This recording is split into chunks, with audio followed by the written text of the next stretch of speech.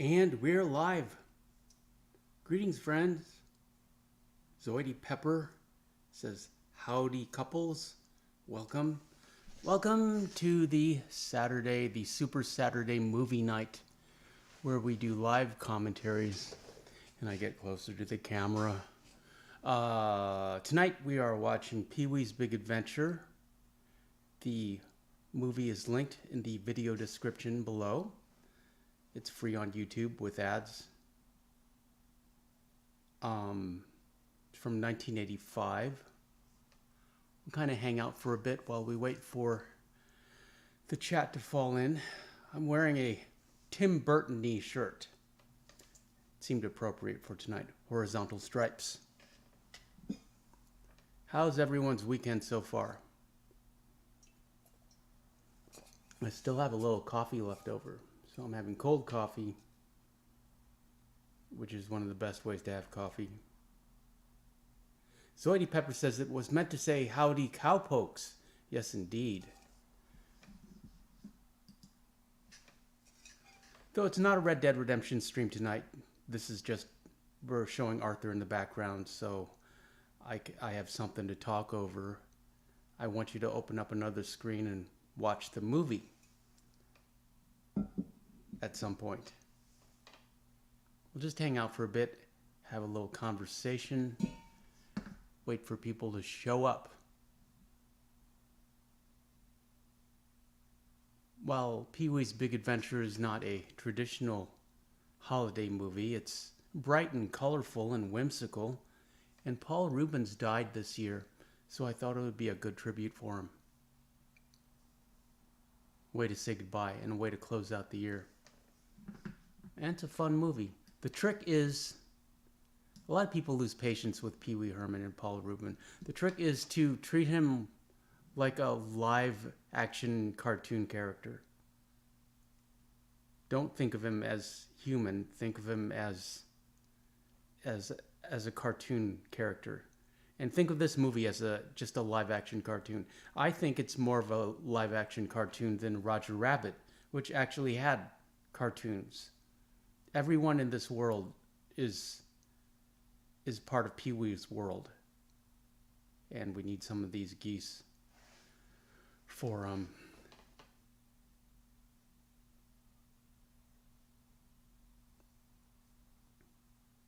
because we're going to go hunt the legendary grizzly, I believe. We're very early in the game here. Anyways, yeah, live action cartoon. That's the way to treat him. And then suddenly he makes sense. It's also Tim Burton's first movie, his directorial debut. After this movie, Danny Davila, hello, greetings, friend. Welcome. We're going to watch Pee-wee's Big Adventure tonight. Welcome to movie night. I have an idea of how we can watch movies that aren't available for free on YouTube, or rather, how I can comment on them. For example, The Good, the Bad, and the Ugly, classic Clint Eastwood Western, is not available. So what I propose to do is watch my copy over here, and then comment on it, and then you guys watch your copy, or just listen to me comment on the movie. I think that would work. I know that would work. Druid, hello, sir. Greetings, friend. Happy Saturday. And Micah is back. He says, hello, how was your day? My day was excellent. Thank you. Though I'm still busy. I worked real hard to get the Christmas video up, and I needed to make a thumbnail, and that took longer than I anticipated.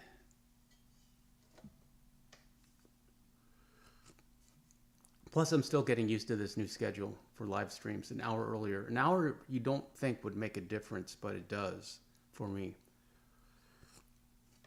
I had to give Sadie a bath tonight, and I almost completely forgot. She tricked me, and I almost forgot her bath. So we had to get her bath out of the way. And that bled into my workout time So I wasn't able really to get a workout in before the stream, which I like to do. But that's okay. It's the end of the week, and I should take a day off.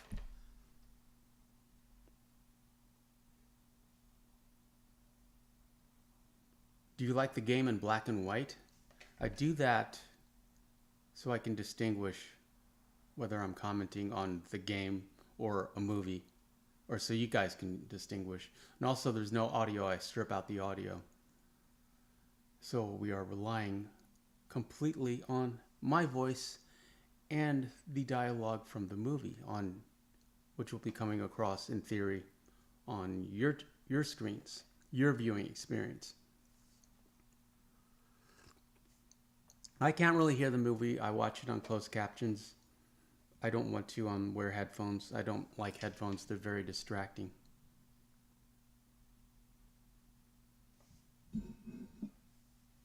Did everyone have a good week? Are you ready for the holidays? I put up a Christmas video for you guys. You guys should watch it. Micah, the guy who played Pee-wee was briefly in Gotham. Yes, Paul Rubens has played Oswald Cobblepot's father twice. He played him first in Batman Returns with that's the one with Danny DeVito as the Penguin, and then he was in Gotham as Oswald Cobblepot's father again 20 or 30 years later. I found that deliciously ironic and a great callback. Leroy, greetings, friend. Glad you made it. Happy Saturday. I hope you're feeling better. Zoidy Pepper says, I'm as ready as I can be. Yes, that's what everyone keeps saying when I say, are you ready for the holidays? It's interesting. Instead of saying yes or no, I'm as ready as I can be. It implies there's always something more to do, I suppose. I think I'm ready. I need to wrap one more present, but I've got 2 days to do it. I'll do it tomorrow. And I've got a big Christmas breakfast planned for Sadie that I might film. I'm going to do a Christmas morning stream. Christmas coffee in Red Dead Redemption 2. No, it's not going to be in Red Dead Redemption 2. I'm just going to show the B-roll footage from my my Christmas video. So it'll just be a bunch of house stuff. Zoidy Pepper says, it's a busy time for us all. Well, it's the most wonderful time of the year, to quote Dean Martin.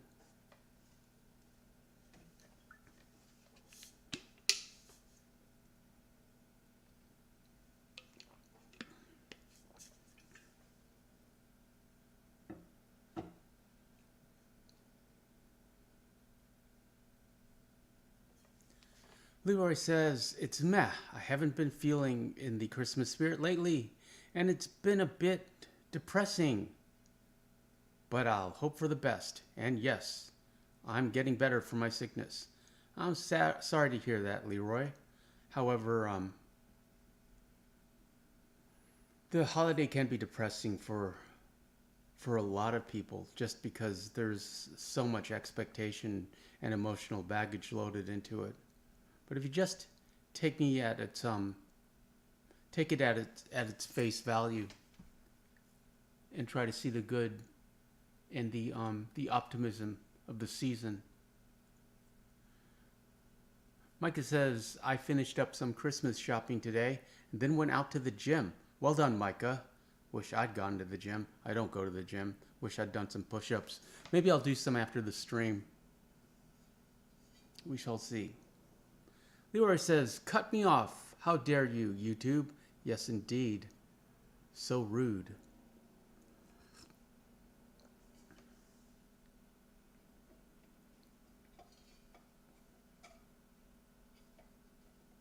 Does everyone have the movie loaded up on a second screen? The link is in the video description. I've got it ready for you guys, and we'll start in a couple minutes.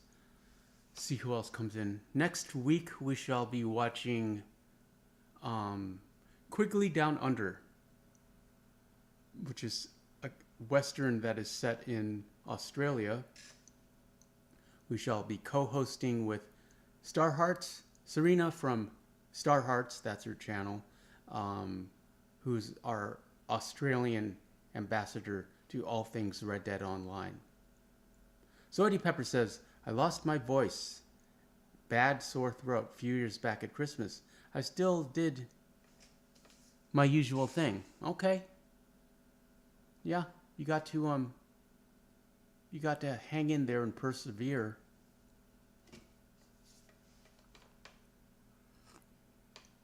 Okay, well, we're about 12 minutes into the stream. Let's start the movie.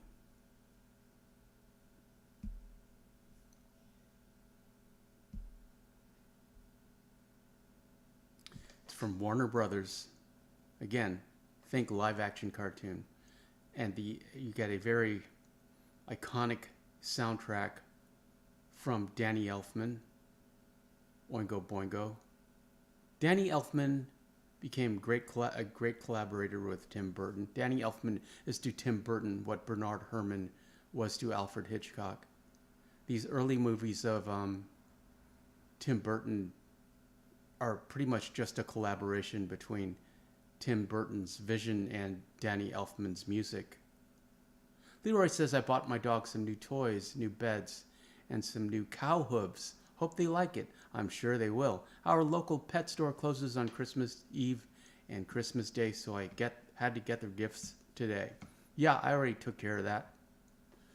She's ready. I was thinking of buying her a steak, but I have hamburger, and she can't really tell the difference. She'll be fine. And we open on the Eiffel Tower. It's the Tour de France in what looks like Southern California. That's okay. We have all these French buntings so that we can pretend it's the French countryside. And here comes Pee-wee on his beloved bike, winning the race in his iconic and signature gray suit and red bow tie.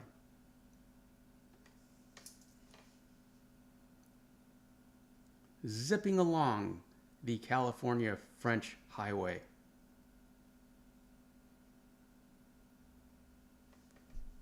We are at 1 minute and 57 seconds. And just so you know, it's France. We got some people in a beret, like it's World War II.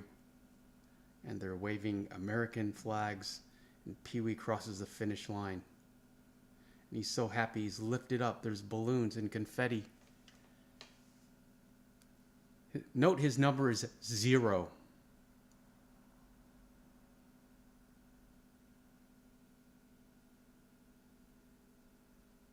And the Queen of France gives him the crown of the Tour de France. And as it lowers, he smiles and wakes up. It's nice how everyone runs away when the alarm rings, and he's alone again in bed, smiling. He has a wonderful house. Remember, live action cartoon, and he's got all these I don't know, gadgets or inventions.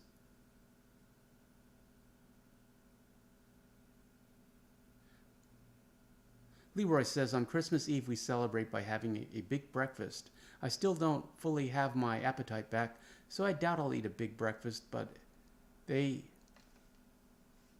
still have their big special breakfast. Yeah, Pee-wee does a little exercising. He's a 98-pound weakling. Note the puppets that he has hanging from the ceiling alongside his planets. Does a little, plays with his toys a little bit, shoots the dragon. Note the fire pole and the train going out. And then just like Batman 66, he emerges fully dressed with his Abraham Lincoln robot chef. There's his dog Speck. I love this mid-century mad scientist aesthetic. You wouldn't think Pee Wee was smart enough to create all of these inventions.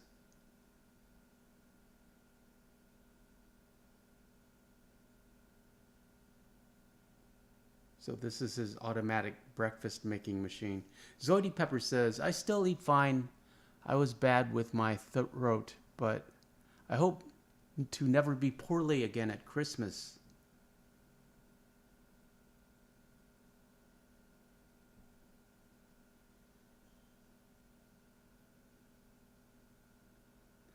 And all the best to you. YouTube won't let me fit in all the messages. Zoidi, I appreciate you being here, friend, but I have to say it's very difficult to read your chats. Note Pee-wee's giant toothbrush at 5 minutes and 9 seconds. And he does his Mad Dog impression. Dinosaur is making OJ, fresh squeezed OJ for breakfast. Speck gets his giant breakfast.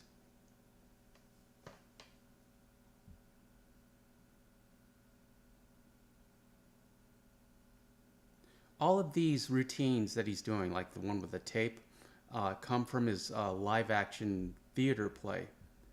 He had a theater play based on this character, which was the basis of this movie. And the attention and the success from that theater play got him this movie deal. Also, he was very popular on David Letterman. I don't know if you remember him. Back in the 80s. There. He is a 98-pound weakling. And his fortune is don't leave the house today, which he doesn't really listen to, but he really should. He's not going to have a good day. Look at those colorful frying pans. And copper pretzel molds. Buttering your toast with an oversized butter knife. Really like that circular tchotchke stand. And also note he's got like a dinette set up. He's got a really nice breakfast nook with a pineapple display. And he doesn't really eat his breakfast, he just kind of plays with it. Because he doesn't have to eat breakfast. He's a live action cartoon. So Eddie Pepper says, are you having Christmas dinner on Christmas Day? I'm looking forward to mine. Yes, I am. I certainly am.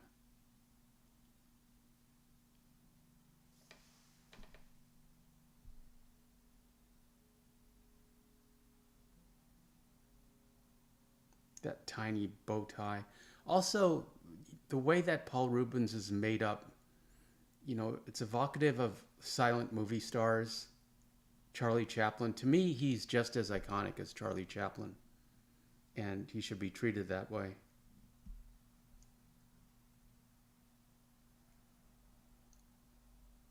I think history will treat him that way. And here's his house, which actually exists. There are YouTube videos on people who went to visit, who have gone to visit this house. Of course, it doesn't have all this crap in the front yard. Totem pole and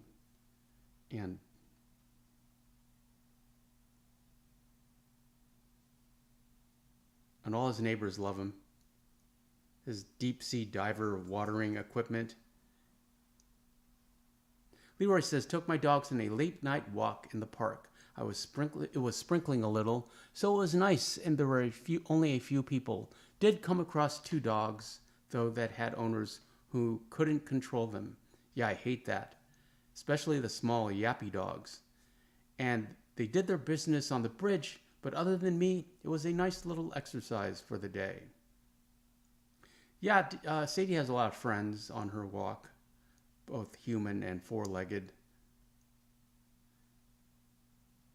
And at 8:47, we get the reveal of the bike, the beloved bike. You can buy reproductions of this bike on eBay if you're into bikes.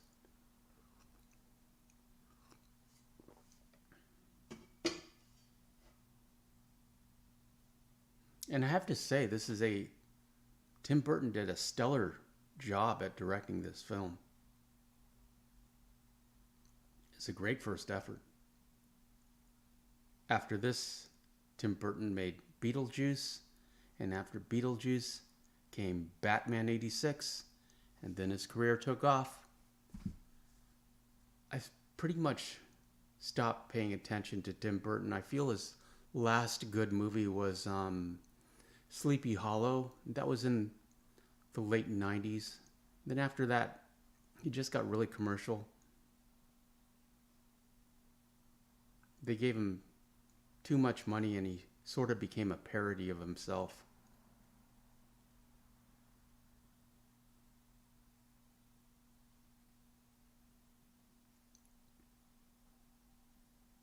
His remake, here comes Francis. Note his short-sleeved coveralls. See, also note Francis is another cartoon character. Hello, Francis. It's Francis's birthday today, and Francis wants Pee-wee's bike. He's very spoiled. Francis is his nemesis, the neighborhood nemesis. Zoidie Pepper says, you get to meet different kinds of people when out walking your dog, and it's good exercise. Yes, it is.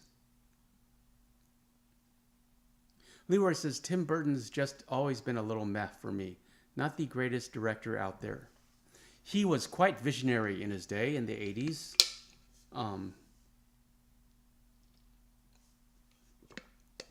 He was very creative. You're thinking of his modern movies or his more recent ones, but you have to go back to his early work. Beetlejuice, Ed Wood, and of course, Pee-wee's Big Adventure. I know you are, but what am I at 11:15? It's a classic routine. Also note, Francis has his initials embroidered on his coveralls.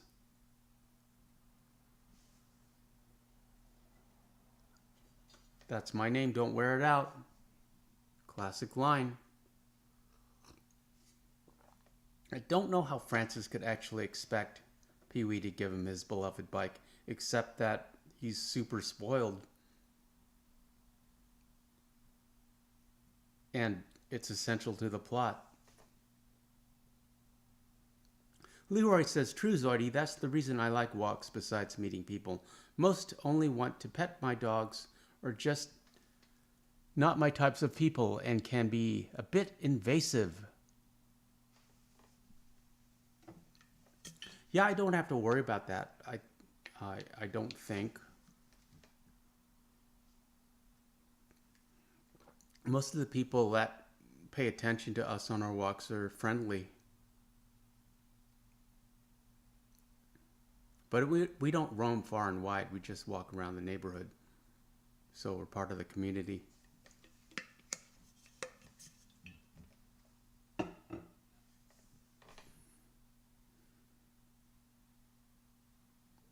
Even though this movie is supposed to be filmed or supposed to be in just a generic small American town, it seems very Southern California / Hollywood to me.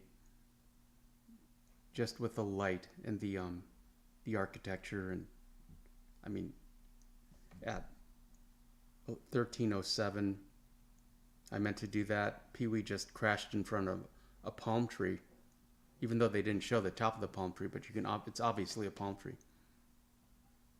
And then this mall, I'm sure they found like the most retro mall that they could find. And then they added an assortment of vintage and modern bicycles. Pee-wee will chain his bike up to the random clown.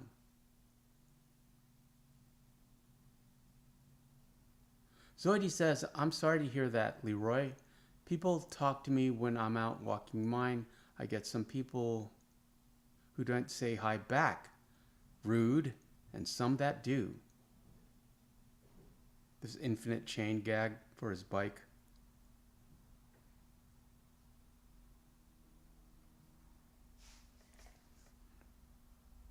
Note the elephant ride behind the clown.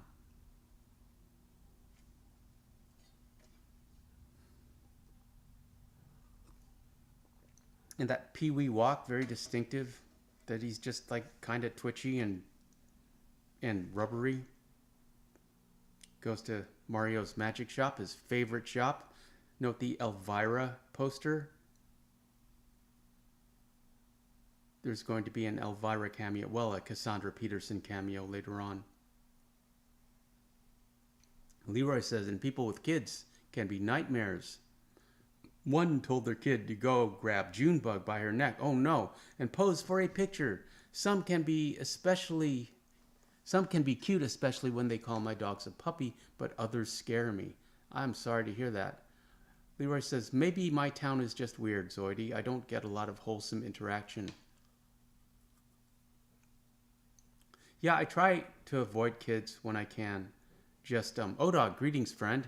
Odog says, here, just on phone. No worries. Glad you're here, friend. Glad you're here. Happy Saturday. I know you don't love this movie, but we shall be watching Beverly Hills Cop. Not this weekend or next weekend, but the weekend after, which I expect you to co-host. And I've already made the thumbnail.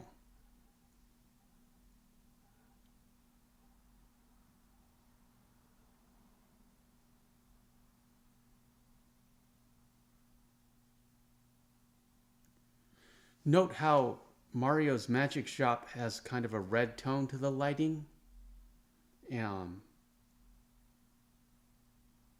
Just to make it spooky and also to show the transition, because something bad is about to happen to Pee-wee that will change his life and set him on a different path than he expected to have today. Zoidy Pepper says, I'm sorry, Leroy, people can be mean, can't they? Yeah, I'm sorry to hear that. Say goodbye to the monkey. Say hello to the bike. And wave to the clown. Pee-wee's so friendly. And now we go to Chuck's Bike-O-Rama so we can meet Dottie. Leroy says, yeah, they aren't very socially aware and can be very insensitive, but it's a treat when the interactions go well. And that has been happening lately, so I'm pretty pleased.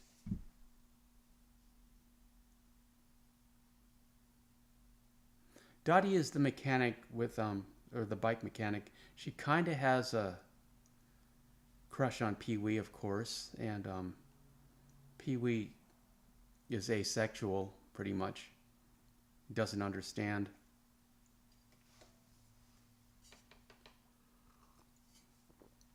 But Dottie is also a live action cartoon character.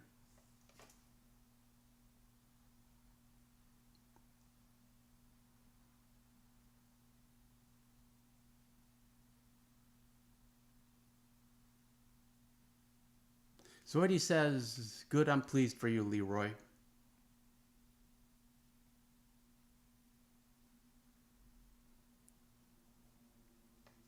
Dottie asks Pee-wee out on a date, but it's very innocent. They want to go to the drive-in, and Pee-wee is like, I like you, but I'm a rebel, I'm a loner.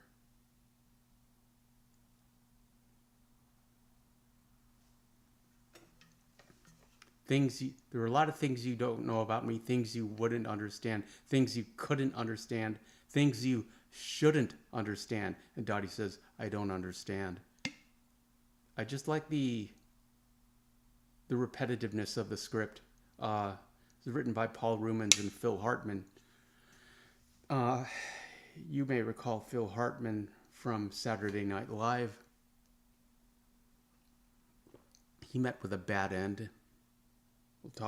We can talk about it sometime. So Pee-wee has a new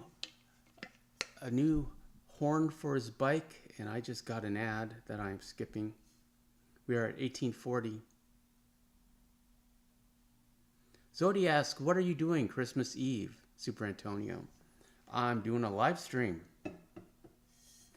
A to the B to the Z, aka Donut Lord, says Pee Wee will be missed. Yeah, I was very sad to hear him hear that he had passed. And at 1906, Pee Wee's bike is missing. Leroy says Pee Wee is giving off I was a lone wolf in middle school vibes. Well, yeah, now he's a lone wolf in adulthood. And Miko is back. Miko Herptile, greetings, friend. Shout out to the Philippines. And he says, hello, Super Antonio. Howdy, folks. Just listening to the commentary while I work. You all take care now. That's one of the reasons why I try to describe the movie in case you're not watching, and also as just kind of oral cues of where we are. Pee-wee's in shock, and he's going to have some O2. The paramedics and the cops are here at 1951, and also the firemen. And then we get this iconic montage of everybody on bikes, whereas Pee-wee's missing his bike. And here comes a mime on a unicycle, and clowns and pizza delivery guys. Pee-wee just gets more and more frantic as the bikes rush past him, rush past the screen. It's great. This is all Tim Burton. And another reason why I liked Tim Burton is because he seemed very influenced by Alfred Hitchcock. A lot of the scenes. He watched a lot of Hitchcock movies. Let's just put it that way. Leroy says, you'll never understand, Mom. Yes. Except that Pee-wee was not born. He emerged fully formed. Zoidie Pepper says, how is Super Sadie today? Well, she just had a bath. So after her bath, she gets her zoomies, and then she calms down, and now she is asleep under the desk. She's right here. Can't see her. And but she's asleep. I wrapped her up in a towel, and now, well, she's dry now. But when I put her in the towel in her little bed, she was all wrapped up like a puppy burrito. But now, as I look down, the towel is underneath her. So at some point she got up and rolled around, and now she's sleeping on the towel. We are at 2147. Pee-wee is filing a police report, and he's going to figure out that it was Francis. Note the punk rock hookers in the background. Anytime you're in a police station, you always get like hookers in the background. We go to Francis's mansion. I don't know if you know your wrestling lore, but the butler is Professor Toro Tanaka. And I love how his knocks echo the soundtrack. Francis is taking his bath.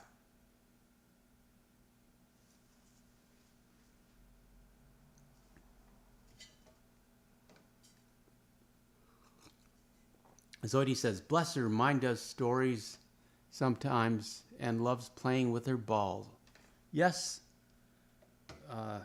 Zadie has an assortment of tennis balls. And Francis's bath is an indoor pool. That's huge. You can't, I just love it. And he's just being a sea monster with all of his toys. Leroy says, my dogs also get the zoomies after bath time. One time, Calypso was having the zoomies and slammed into the glass door immediately after she sprang up and tripped over her tug rope. Yeah, they get excited and clumsy.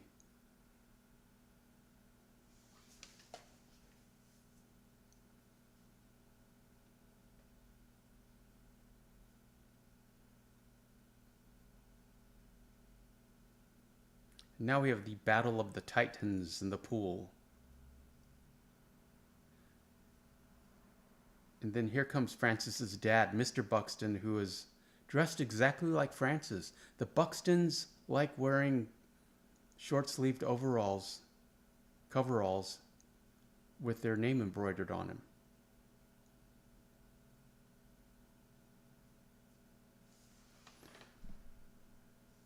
Zoidie says, I have plastic ones she chewed up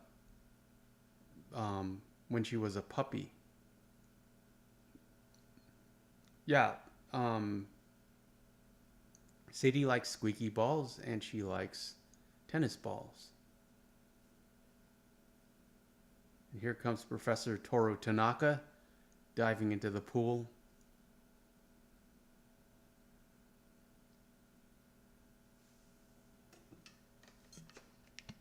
And Mr. Buxton also has an ascot. That's how you know he's a Richie Rich.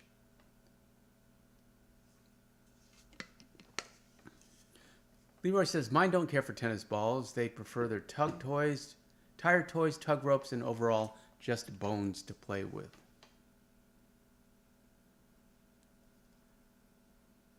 Sadie used to enjoy tug of war and tug ropes when she was teething. She doesn't really like it now. Every now and then I can get her to pull on some of her old toys, but it's not something she actively looks out for. Not like a ball. There, shake hands. Look how soft Francis is. It's the 80s. But I'm sure they wanted to just juxtapose against how skinny Paul Rubens was. Have some gum. Free gum at $25.35.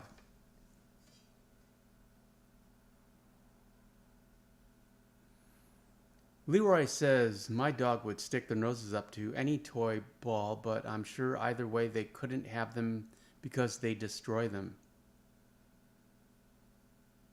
Pee-wee's offering a $10,000 reward, and Dottie is trying to be the voice of reason, but she wants to help because she's got a crush on him. An ad for Facebook Virtual that I skipped. Let's go on the radio.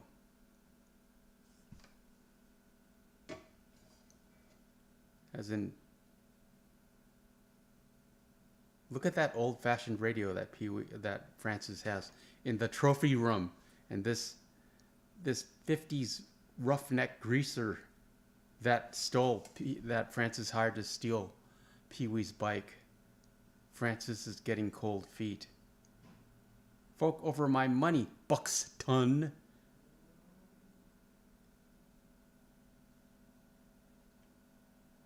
And Francis is sitting in a chair with twin ivory tusks and a leaping tiger.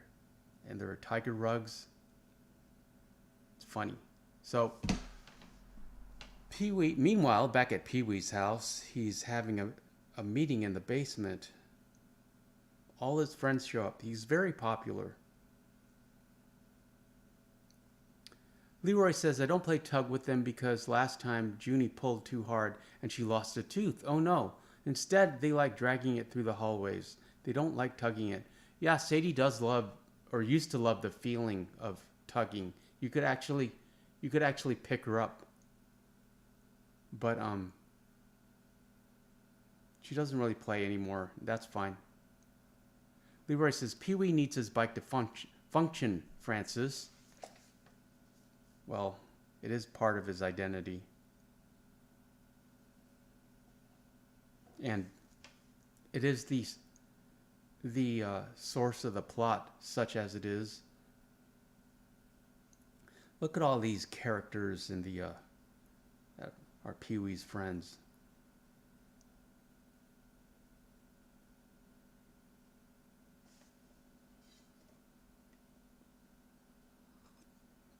You got the BMX team and random guy in the with the mohawk.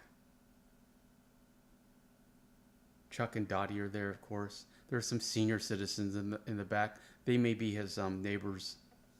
He's got a map of the city. Pee-wee gets a little crazy because he's missing his bike. and he made a scale model of the entire mall.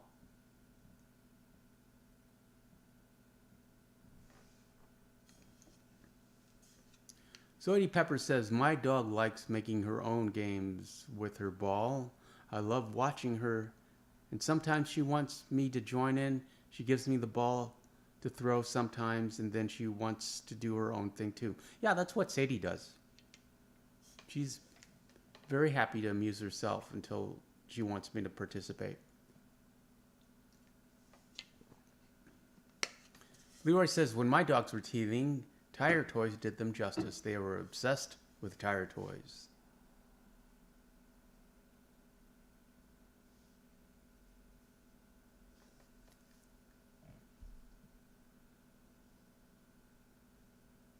Pee-wee's going a little crazy right now. And everyone pretty much just abandons the meeting as he starts babbling incoherently. Dottie, the voice of reason. Pee-wee, let's get some fresh air.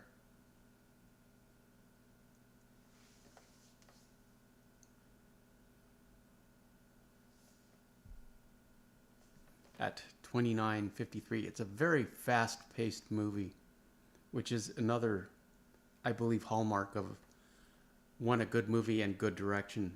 Just fast storytelling and very streamlined. Pee-wee's going to see a fortune teller now. Look at that shadow on that rain-soaked city street. Obviously a Warner Brothers backlot. Leroy says, or Zoidie says, teething is a hard time, ain't it, for us and animals? And Leroy says, that's nice, Zoidie. My dogs just hog any toys and get jealous when I touch their toys. They'll give me a mean side eye and paw their toy back towards him. They need to go to preschool to share.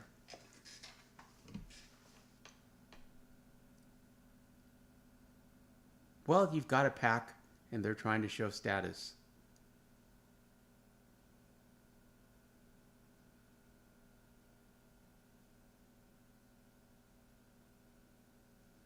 This gray suit is basically Pee-wee's go-to outfit, except for his PJs, but he will get some extra outfits. Now he sees the gypsy.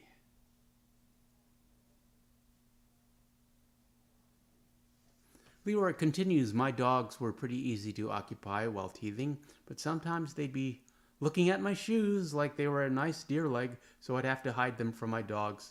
Yeah, I remember that.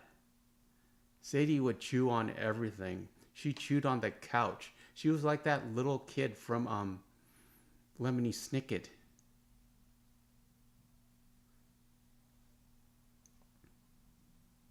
This scene always reminds me of Judy Garland as Dorothy meeting Professor Marvel before the start of the movie when she runs away with Toto. Madame Ruby.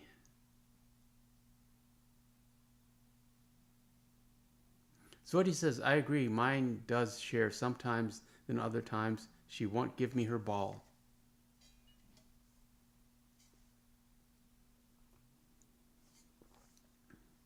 And Madame Ruby is going to set Pee-wee upon his quest.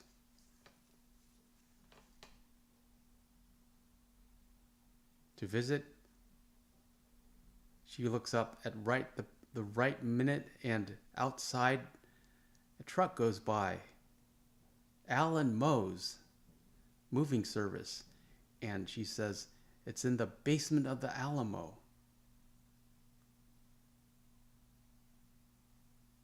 Because it's bargain basement prices.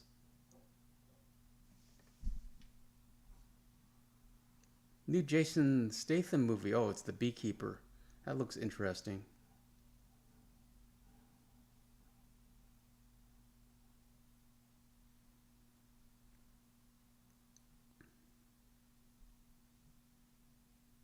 Another commercial.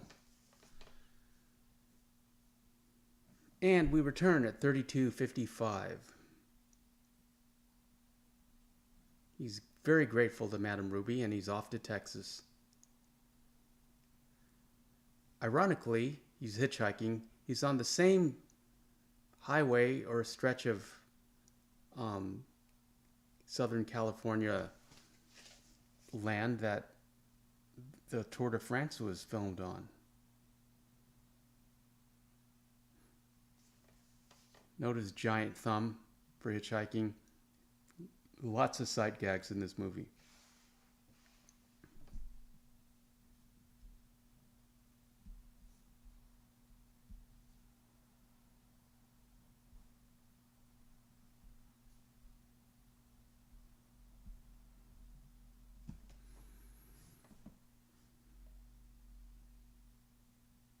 Leroy says, my dogs were very picky with what they chewed on. They chewed on their toys, the rims of their food bowls, dirt and plastics, spoons when I dropped them. They were weird. And then, of course, Pee-wee gets picked up by a vintage Cadillac and a shady gentleman who's wearing half a pair of handcuffs.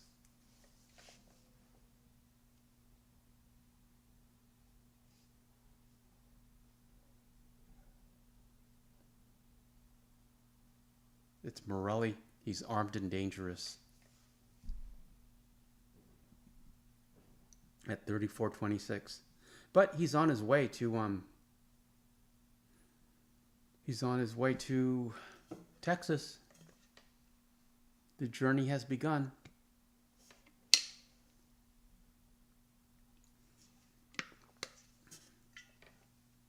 Much like Frodo and Sam returning the ring to Mordor, the fellowship has begun.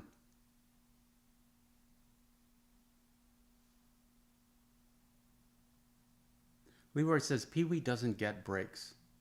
Well, he's going on a journey. He's going to have an adventure.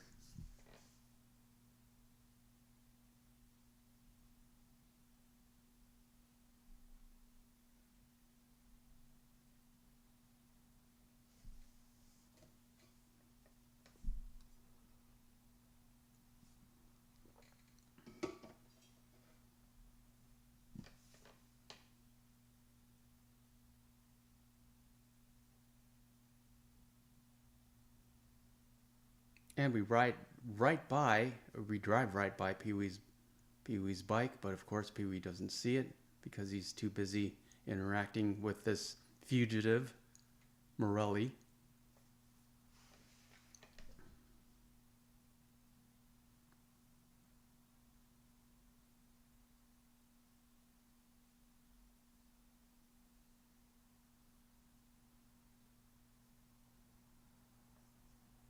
Zoidie says, it's been nice chatting. I'm going to try to get some sleep. Busy Christmas Eve. Chill one in the morning. Then busy tea time. Have a great Christmas, guys. You too, Zoidie. Glad you were here. Merry Christmas, friend. And we have the area cordoned off by the police. That was a quick change. Pee-wee's dressed like a lady. And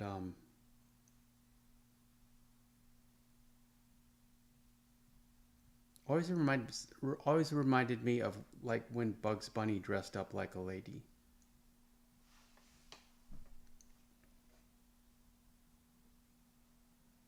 And Morelli has a fake beard on. Fake goatee and beard and glasses.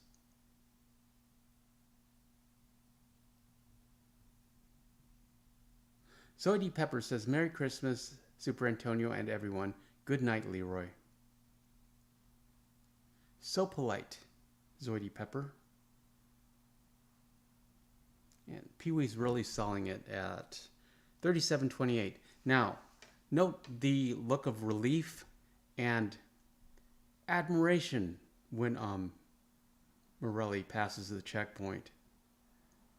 And he kind of gives Pee-wee a little up and down look that is funny and a little bit suspect.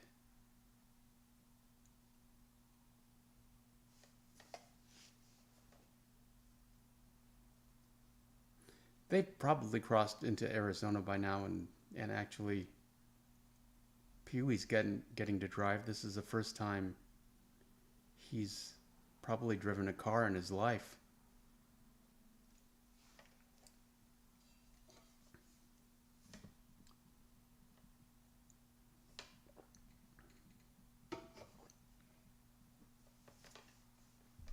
We are at 38:26.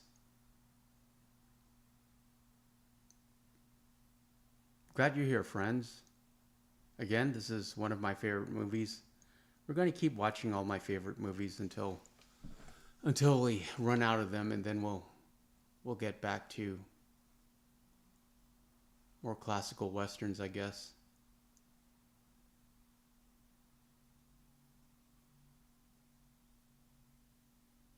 This montage of Tim Burton hazards.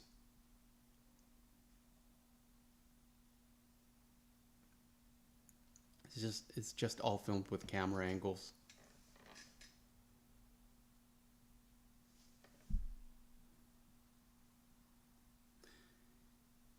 And Pee-wee saves them by putting the top of the Cadillac up, which acts like a parachute, slows down their descent. Again, this is all done with camera angles. But Mickey's had enough, tosses him out. And he says the exact same thing that Pee-wee said to Dottie. Again, it's just a hallmark of great writing. Mickey's a rebel. See you in the promised land. Arrivederci, baby. And he drives off, leaves Pee-wee in the middle of the desert. We get another commercial. And we are at 40 minutes and 5 seconds. Pee-wee lit by the red lights of Mickey's vintage Cadillac. Then we get a little animation sequence, just the eyeballs, because it is a Tim Burton movie after all. And Tim Burton did like his animation and stop motion, at least early in his career, before he aligned himself with Disney and they just gave him an infinite amount of cash. You're more creative when you're on a budget, I've found, because you have to think more to get the effects that you want. You can't just throw money at it. We are at 40 minutes and 58 seconds,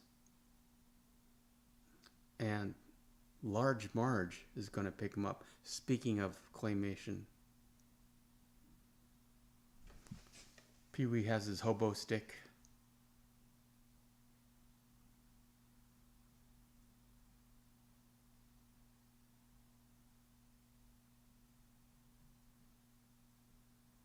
I always loved Large Marge, and you don't really get Large Marge's story. You just get the punchline, the aftermath.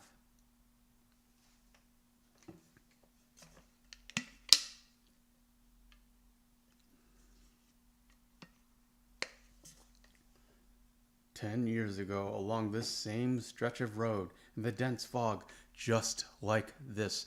Yeah, it's one of those urban legend stories. It's really funny.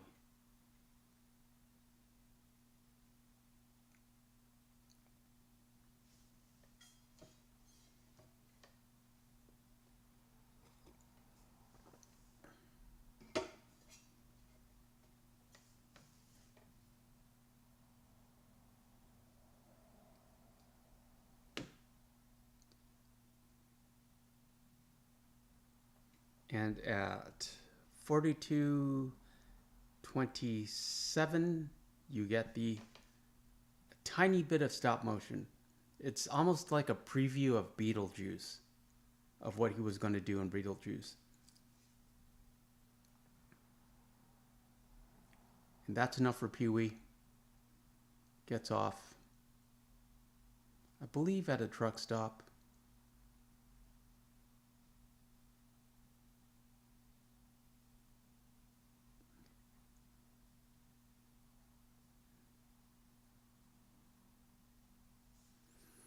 Large Marge says, be sure and tell him Large Marge says hi. And look at those dinosaurs, the Brontosaurus and the T-Rex, the green Brontosaurus and the red T-Rex, beautifully lit.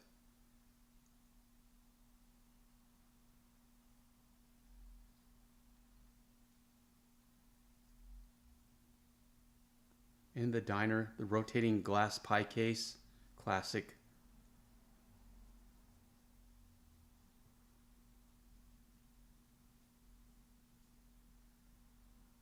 Everyone looks up. Large Marge sent me.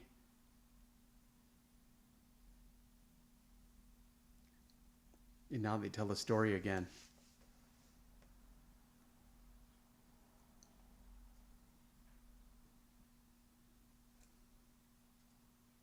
It was 10 years ago on a night just like tonight.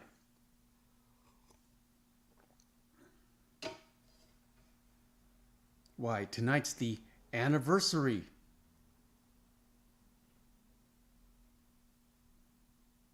Odog says, I'm at the party where yes at tarot card. Oh, I'm at the part where yes at the tarot card house. Which part are you on? I am at 4427 at the diner with Large Marge. He's about to meet Simone, the diner waitress who dreams of a bigger life.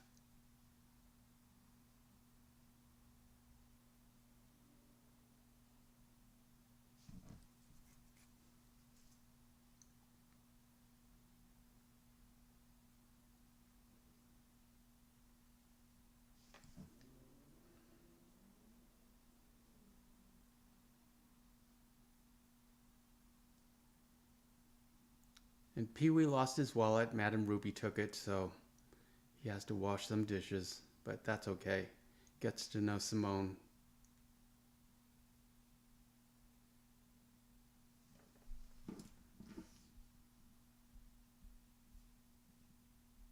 Simone was played by Diane Salinger, who's not really working anymore. She's retired. Well, actually, she's got a movie coming out. She was also in Pee-wee's Big Holiday, Pee-wee's comeback movie from 2015. And on TV, she was on CSI. Carnivale. I remember that. She was Apollonia. I believe that was the mom of oh, I know. She was like the mom who was like psychic and was like sort of just comatose and mute all the time.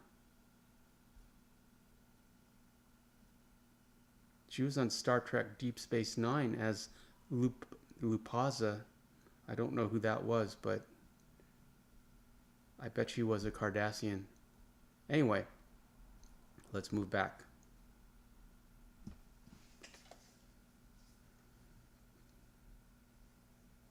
Simone donates some cash to the cause.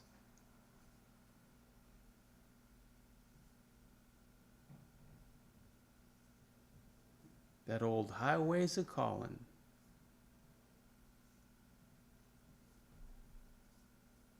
Note the Joy dishwashing liquid. That's deliberate. And Simone speaks French. She's been learning French on her own because she dreams of a bigger life. The French say au revoir.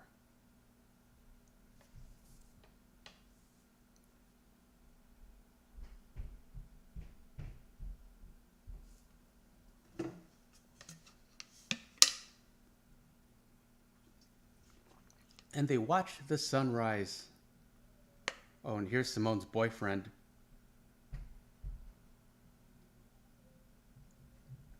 Who's a big, giant monster of a trucker. Kind of reminds me of Bluto from Popeye.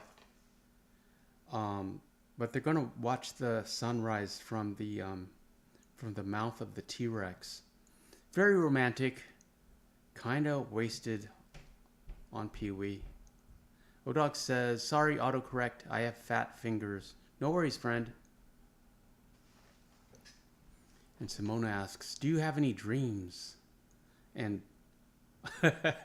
and Pee-wee is literal. It says, I'm all alone. I'm rolling a big donut and wearing a snake vest. And of course, that's not the kind of dream Simona's talking about. Glad you're here, Odog. No worries. I appreciate you tolerating this movie and my quirks. Your time will come. Eddie Murphy awaits. I'm looking forward to that. Simone's dream is to live in the city of eternal love.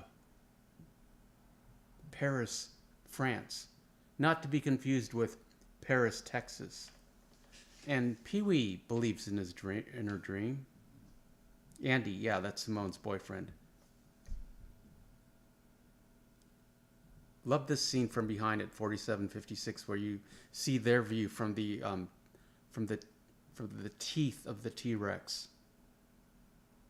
Again, very Tim Burton-y, very reminiscent of Beetlejuice, of Tim Burton to come.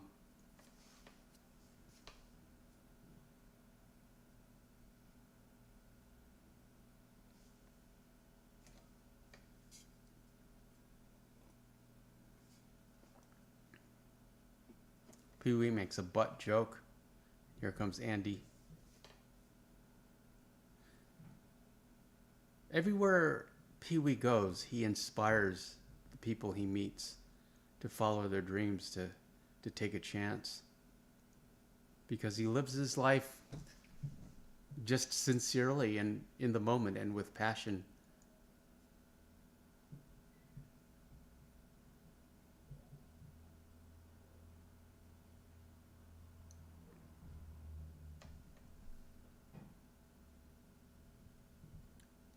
Skip a commercial.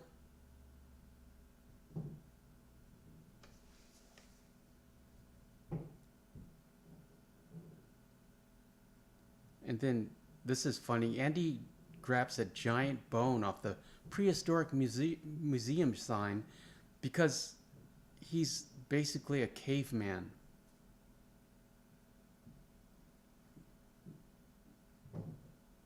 Those mountains at 4926, I believe that's the Sierra Nevada range. And then he chases Pee-wee with the giant bone, and Pee-wee kind of outruns him because he's smaller but faster.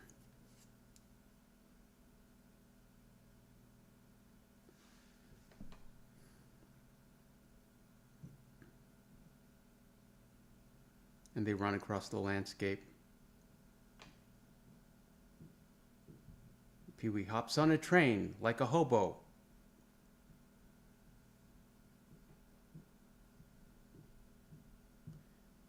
And the adventure continues. Do they still have straw in these train cars? But, well, they do now because it was the 80s. But this movie exists in a timeless mid-century period of Hollywood.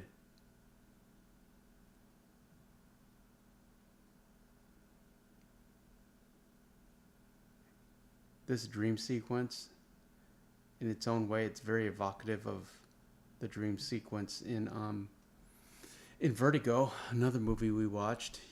Tim Burton was also influenced by Alfred Hitchcock, where this giant claymation dinosaur is eating Pee-wee's bike.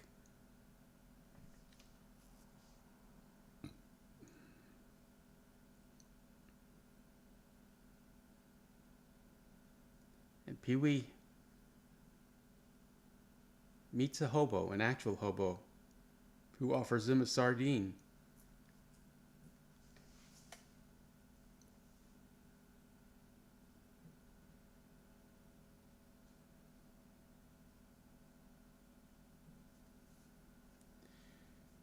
And Pee-wee, everywhere he goes, he makes friends. And so now Jack's his best friend, and they're singing She'll Be Coming Around the Mountain.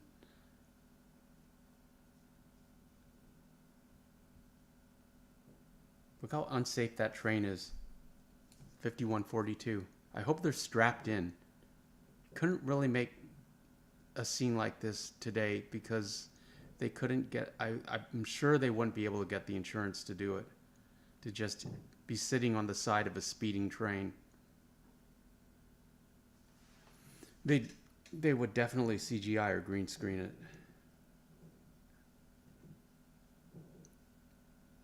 And Pee-wee's had enough and jumps off.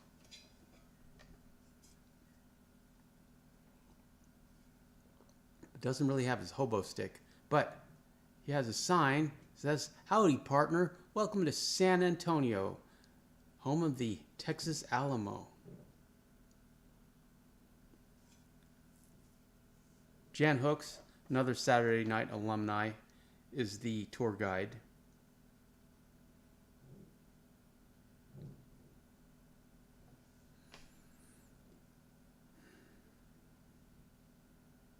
Tina, look at all the cowboy hats.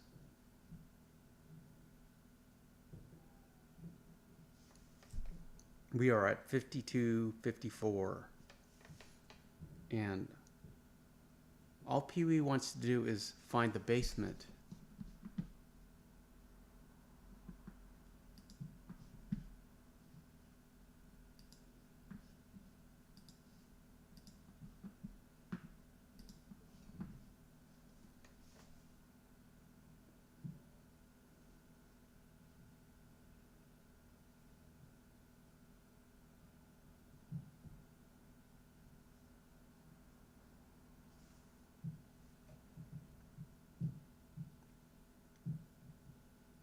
Tina's showing off the kitchen.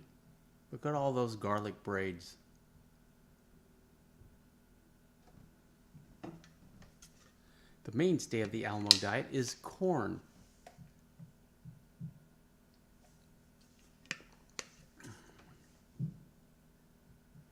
Look at all those analog cameras. And all these Texans are so interested.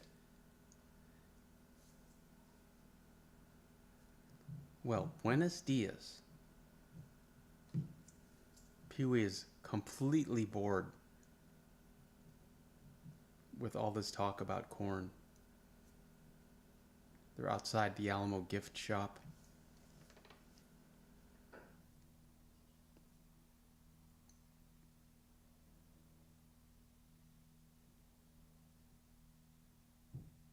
Antonio Lopez de Santa Anna.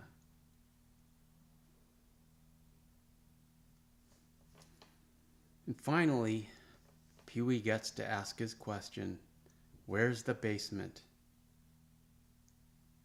And of course there's no basement in the Alamo, and everyone laughs at his silly question, which is very awkward and painful for Pee-wee. Note the Mexican American in the serape, the Clint Eastwood poncho. Pee-wee's now frantic, just running around Texas. At the bus station, I guess he's gonna go home. Very sad, despondent. However, destiny comes in. Here's Simone with her pink suitcases, pink Samsonite suitcases, leaving for Paris, finally inspired. She broke up with Andy. You were right, Pee-wee. I'm making my wish come true.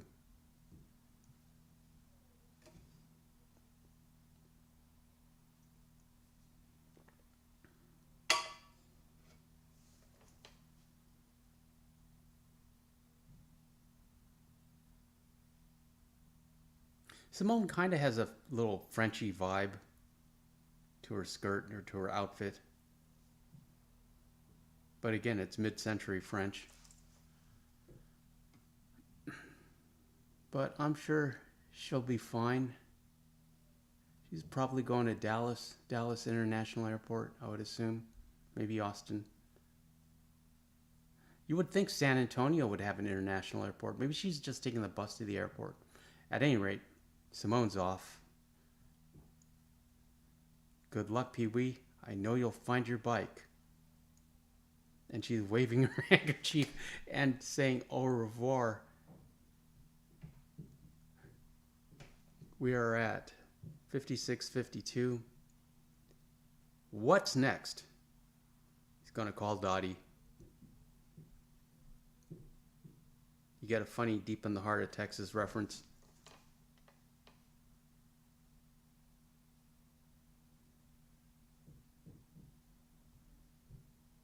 Honest. Listen, I'll prove it.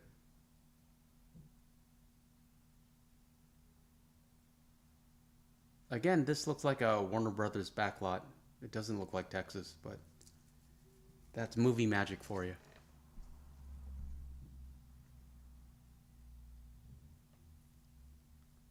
Pee-wee apologizes because he has grown on his adventure. Of course, Dottie forgives him immediately.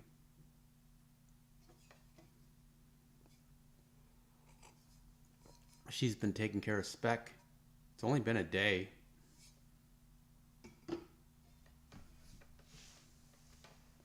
And because it's a live action cartoon, Speck is actually speaking English to Pee-wee, or rather, Pee-wee can understand him.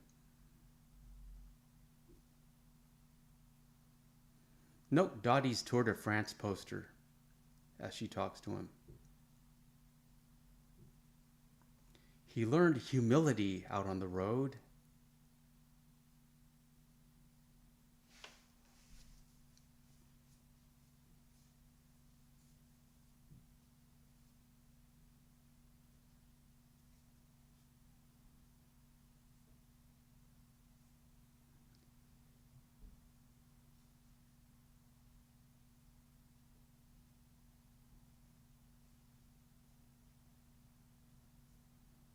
And Dottie's going to have her date one way or another. They're going to the drive-in. Pee-wee gets his bus ticket home. However, there will be a little diversion, and we will get an ad. I'm so happy YouTube is streaming movies so that we can do this, even though we are going to watch some of my personal collection, and you will have to watch your own copies of movies like The Good, the Bad, and the Ugly and The Lord of the Rings. We are back at 59:03. Got about 30 minutes to go.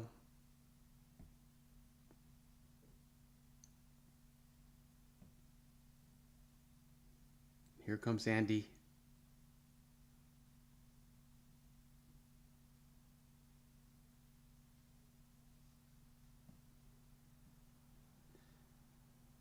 They just kind of run around and Pee-wee zigzags trying to lose him when it's obvious he can't lose him, but he runs into a rodeo and finds a disguise.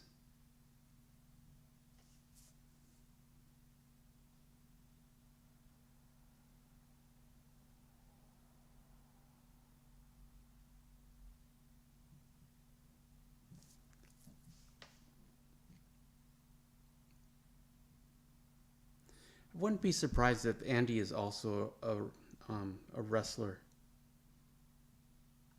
Then Pee-wee comes out in a Western outfit, looking very, very Tex Avery, I'd say. Note the cowhide chaps and the Lone Star on his red cowboy shirt.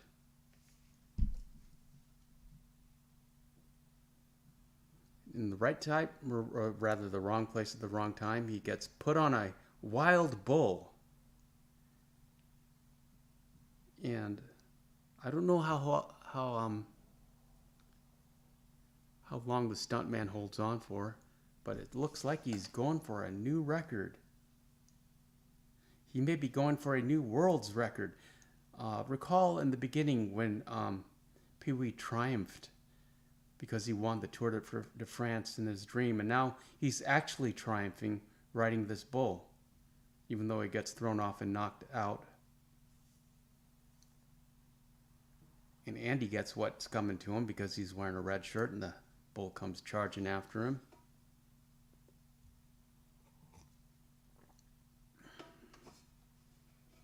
Pee Wee has that classic line, "That was some fancy writing."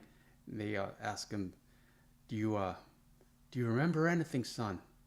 Pee Wee says, "I remember the Alamo." And then everyone laughs or just cheers. "Where are you from?" "I can't remember." "Can't you remember anything?" I remember the Alamo." And you get a lot of yeehaw because it's Texas. Then moving on, Pee Wee's back on the road. I thought Dottie wired him a bus ticket, and he ends up at the biker bar where we are at 10206, and we are going to see a cameo of Cassandra Peterson. You may know her as Elvira. Looks like it's just you and me right now, O-Dog. I'm glad you're here, friend. Then O-Dog,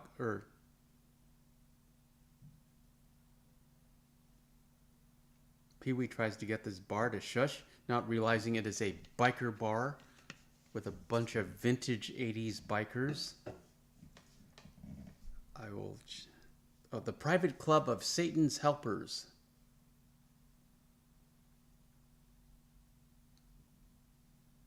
No worries, O-Dog. I'm happy you're here.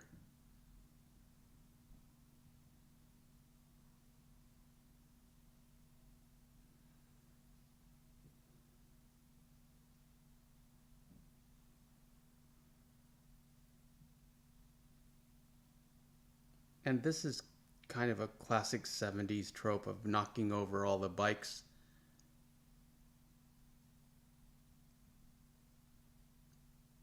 Note one of those bikes didn't have a gas cap, so you can tell they're all junk bikes. Here comes Cassandra Peterson. "I say we let him go."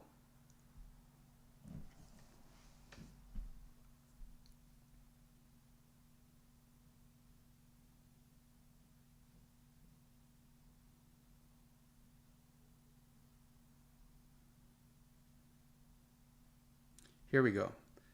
Cassandra Peterson is at 10358. She's actually a redhead in real life. You can kind of tell it's Elvira. I mean, apart from the cleavage, her profile is very Elvira-y. She just doesn't have the wig.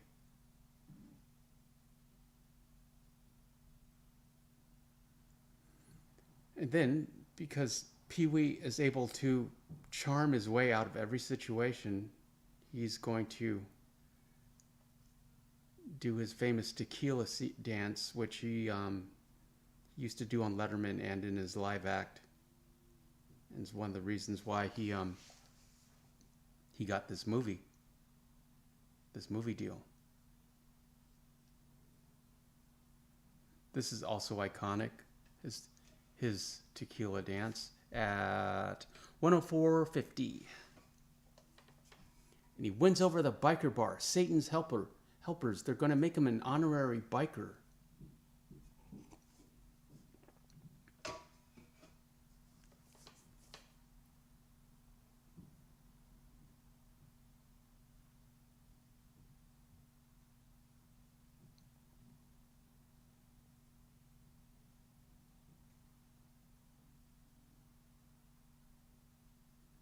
Jumps on the bar at 105, starts smashing everything, does that Michael Jackson toe lift.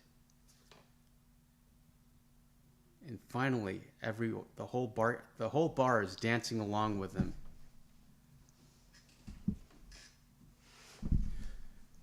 Because his charm is infectious and Pee Wee is very charismatic.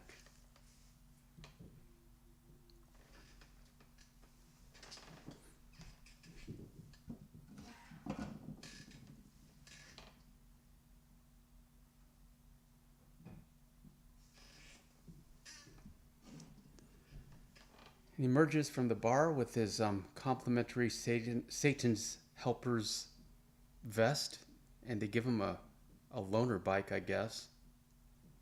And he said, because he told him his story that he lost his bike, and of course, they assume it's a motorcycle. Pee-wee rides off.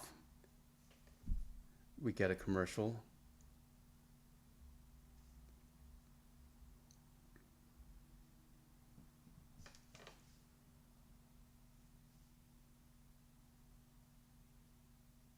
And we're not back. And we're not back. It's an Energizer commercial. Now we're back at 106. Pee-wee rides off directly into the Apache bar sign. Stuntman, that's okay.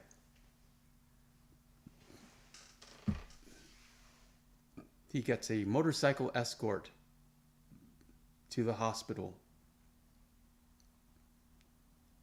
And another dream sequence, I believe. Yeah. He's got his red bow tie on again. Dreaming of his bike.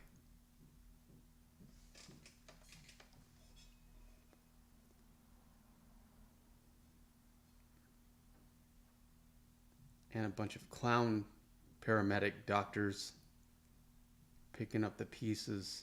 Again, very Tim Burton-y, very reminiscent of what he's going to do in Beetlejuice. Like 3 years later. This movie came out in 85, and Beetlejuice, I believe, was in 88. In this long, surreal hallway that just reminds me of the waiting room in Beetlejuice. And then this doctor, when he removes his mask and he's got the Joker face, very reminiscent of Batman 86.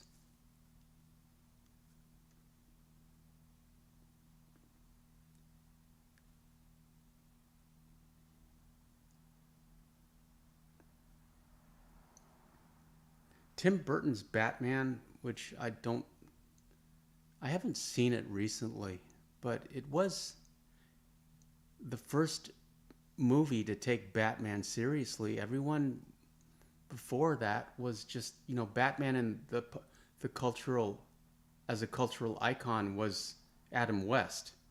He was goofy. Francis as the Devil at 108.29. That wonderful Tim Burton soundtrack. But Tim Burton's Batman was dark and serious. Even though it did have some comic elements, but, it's like with a completely revitalized, state-of-the-art for 1986 Batmobile. New costume, new uniform, all that.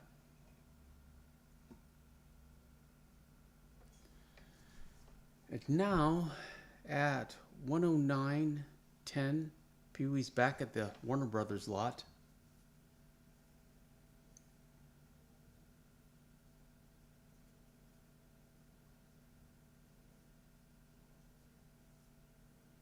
And he enters with Milton Berle's entourage. With that very distinctive laugh.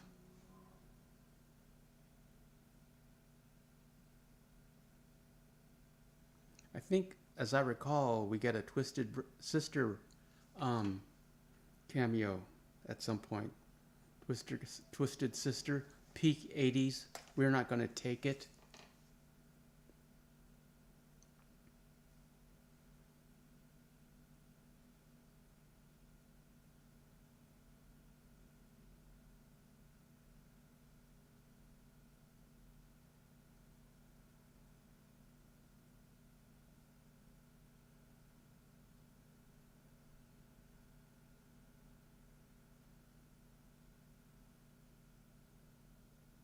And Pee-wee has found his bike.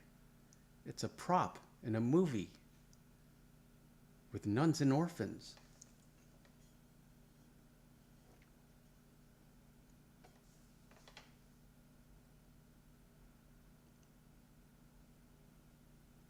Pee-wee's going to dress up as a nun and steal it back. And that kid at 110.45, he's someone. I recognize that kid, but I can't remember who he is right now. And I'm too lazy to look him up.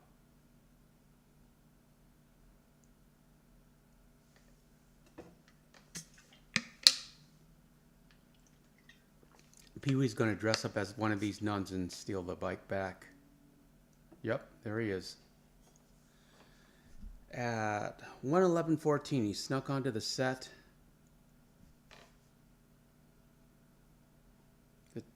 The kid actor is having a tantrum. O-Dog is laughing.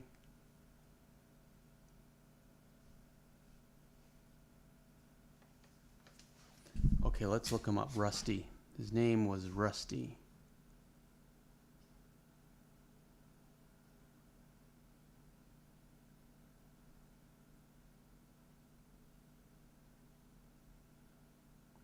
I'm not seeing him in Wikipedia. I'm sure he's there.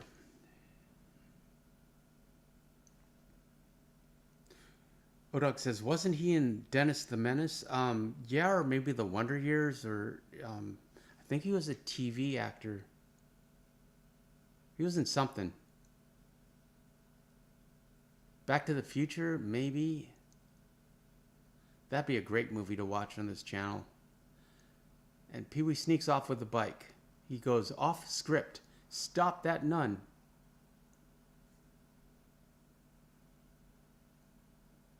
And he's got his suit under the bike, quick change, or under the nun's habit. And he's off. He's back on his bike. Pink and blue elephants, of course. Never forget, this is a live action cartoon. We got a chase sequence. Back when electric cars were a joke.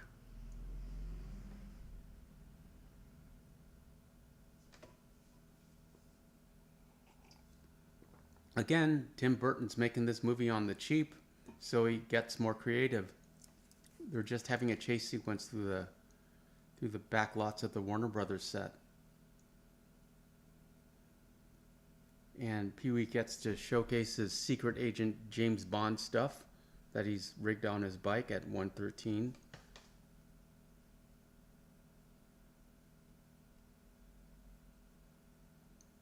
Yes, O-Dog, we should research Back to the Future. It'd be great to do the whole trilogy.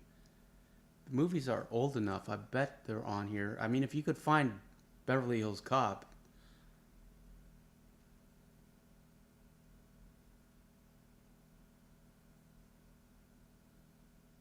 Also, The Three Amigos. And that's a Western. My dad used to love that movie.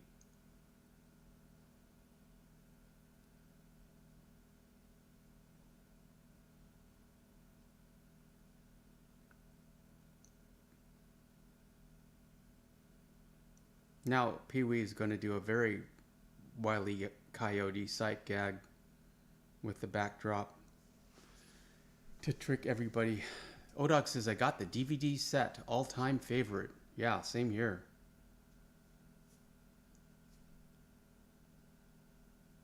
"88 miles an hour."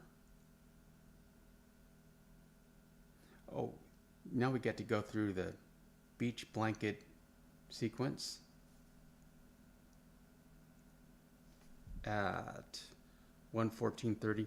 This sequence also reminds me of the end of Blazing Saddles when they break through the third wall and they go to the movie theater, and then it just breaks down and we go to the North Pole with some dancing gingerbread men.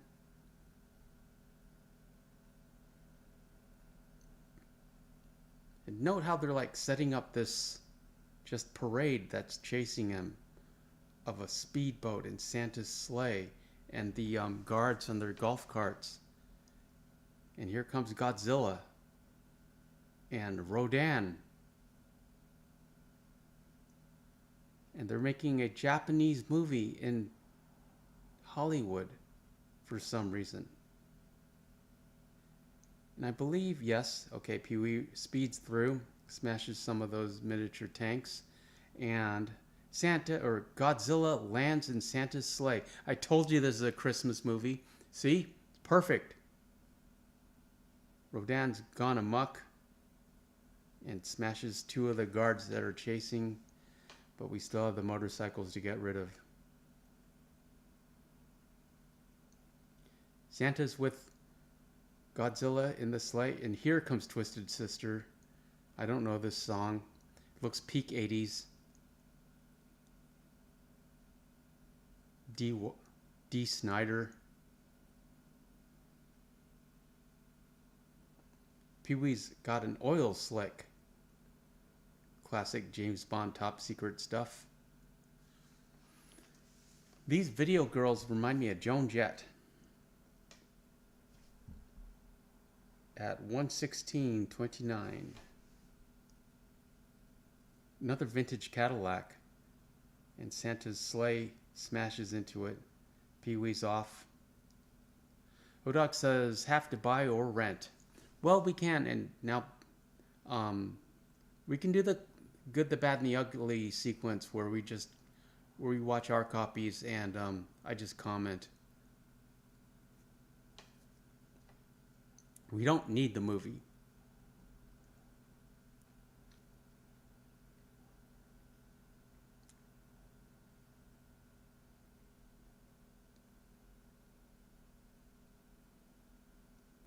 And Pee-wee has some kind of jet-powered device or nitro, and is able to leap off the lot. And back to a commercial at 117.21. And look at all the kids who are admiring Pee-wee's skill with the bike. He meant to do that. Well, the pet stop sequence, I forgot about this. He has to save all the animals from the burning pet shop. And he'd rather do that than get away with his bike. Because, of course, Pee-wee loves animals. We are at 117.47. And he has to save everyone, even the snakes. First, let's save the chimp. Or actually, the chimp will help empty the cages. What kind of pet shop has a chimp in a dog crate? And save the puppies, of course. The puppies in the window.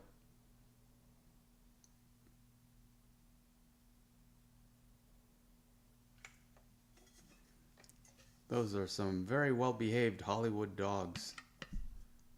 At 118.26. And chimps. Chimps are scary strong. They're all muscle. Save the birds. They all fly away.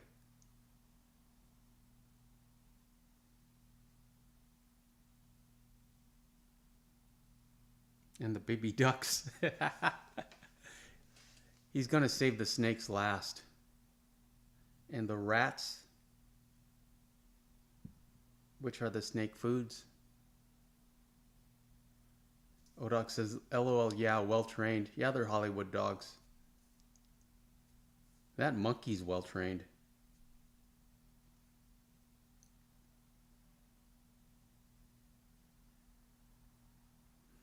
Then he has to scoop out all the goldfish, and he comes out with like this giant bowl of goldfish.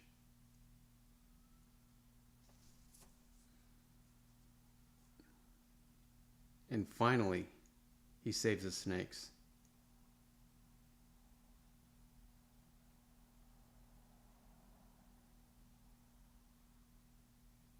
There's a pink poodle, peak 80s. Looks like he's tied up there to that bench.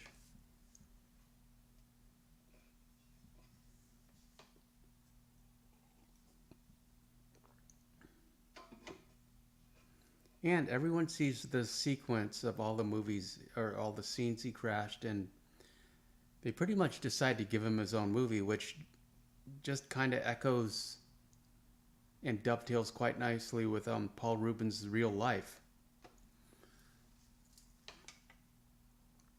Warner Brothers thinks your story would make a fantastic movie.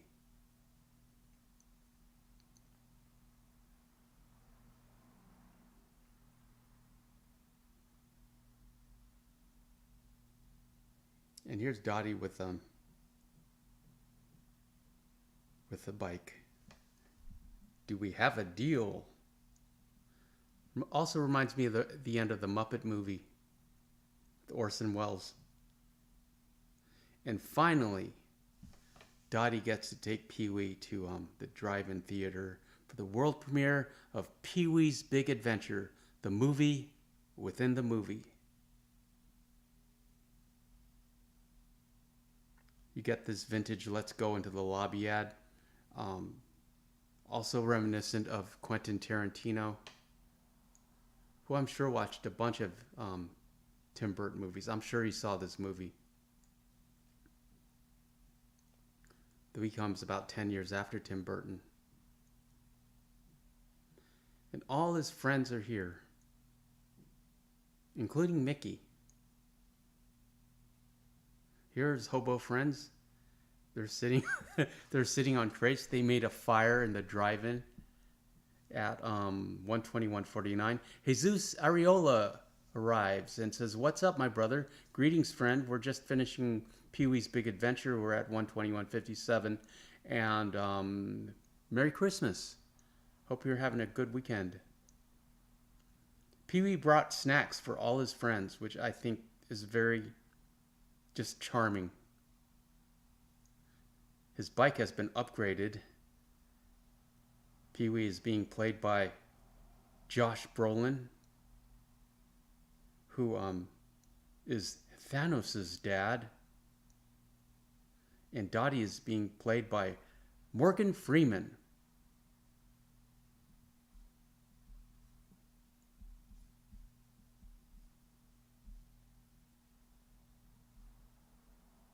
James Brolin, not Josh Brolin. James Brolin. Josh is the son who played Thanos. This is his. Now Pee-wee has to fight some ninjas in the movie. This is his father. And Dottie knows karate.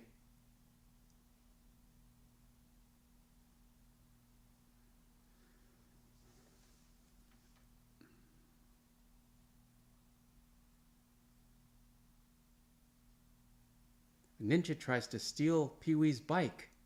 However, I believe he's got like kind of a James Bond seat on it. So he's going to like be sprung off it. Mickey's back. Mickey's on a prison bus at 123:27. And he gets one soda and 1 foot long with a wink. But the guard checks the hot dog and takes the hacksaw blade out of it.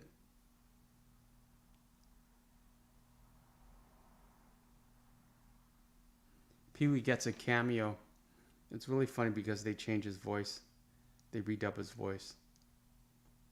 And as an actor, as a performance, he looks super awkward on camera, even though he's very comfortable on camera as Pee-wee. But he plays this cameo as he like makes eye contact with the camera. He plays it as like a civilian or an amateur would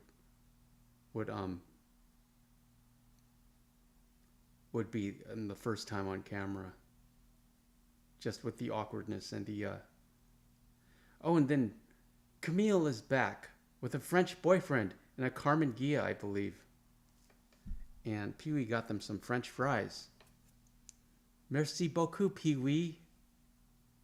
Camille's boyfriend has a beret. And the bikers gang, Satan's Helpers, is back.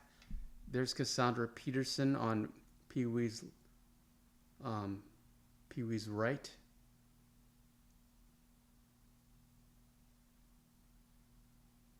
Beijing Mr. Herman at 12502.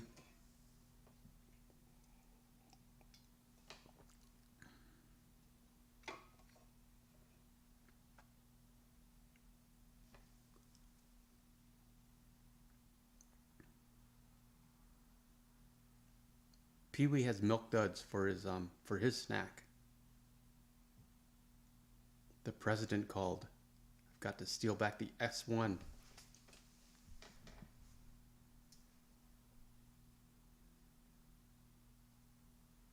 Note how Pee-wee is center frame, just looking at them and looking at the camera. It's PW, not Pee-wee.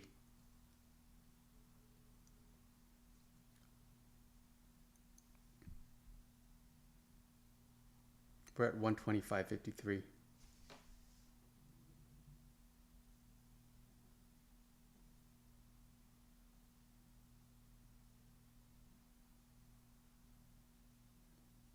And finally, we're back with Dottie, who's wearing pretty much a 50s prom dress. And Dottie's got her bike, which has a girl's basket on the front, which is very cute.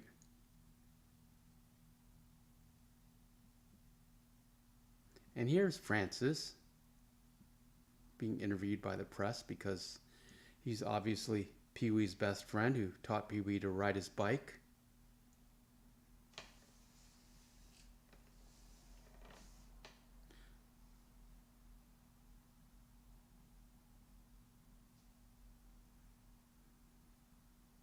Oh, here's the James Bond sequence.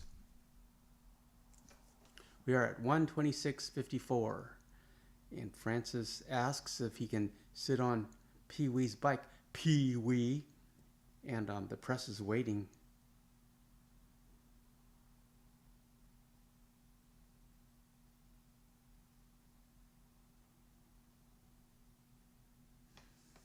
Francis gets a picture on his bike and gets catapulted off.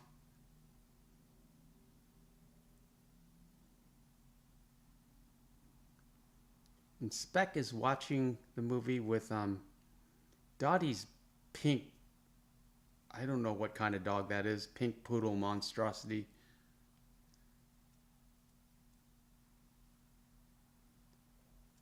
PW on screen replays the loner line. And Pee-wee has a great line at the end of the movie. I don't have to see the movie. I lived it. And they ride off as silhouettes on the big screen as James Brolin and Morgan Fairchild kiss. And that, my friends, was Pee-wee's Big Adventure. Elizabeth Daily as Dottie.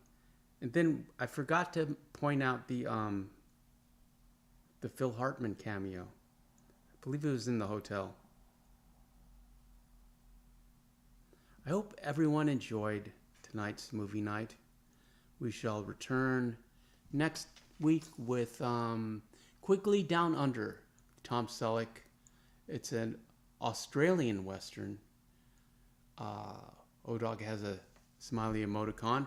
And then after Quigley, the week after, we shall do Beverly Hills Cop, where O-Dog, channel mod and channel member, will co-host. We will return tomorrow for the Sunday Chill Out stream. We're just going to ride around the Saint Denis Glitch and look at horses and have a nice conversation about life. Be sure to watch Arthur's Christmas video, and also I released a Christmas tour video today where you can look at some action figures, my action figure collection, and my Christmas decorations. And there's a lot of footage of Sadie on there. Miko, thanks for the stream. Thank you for being here, Miko. I really appreciate you. Shout out to the mods. O-Dog, I'm glad you made it, friend. We shall be doing 2 streams on Christmas. Technically, the Sunday stream is the Christmas Eve stream, but we will be doing a stream during the morning. I'm calling it the Christmas Coffee stream, just because I want to see what kind of viewers we get early morning. And then we will return at 7 p.m. PST for the Mary Marston Christmas stream, where we shall be in the snow. Everyone have a great night, and I shall see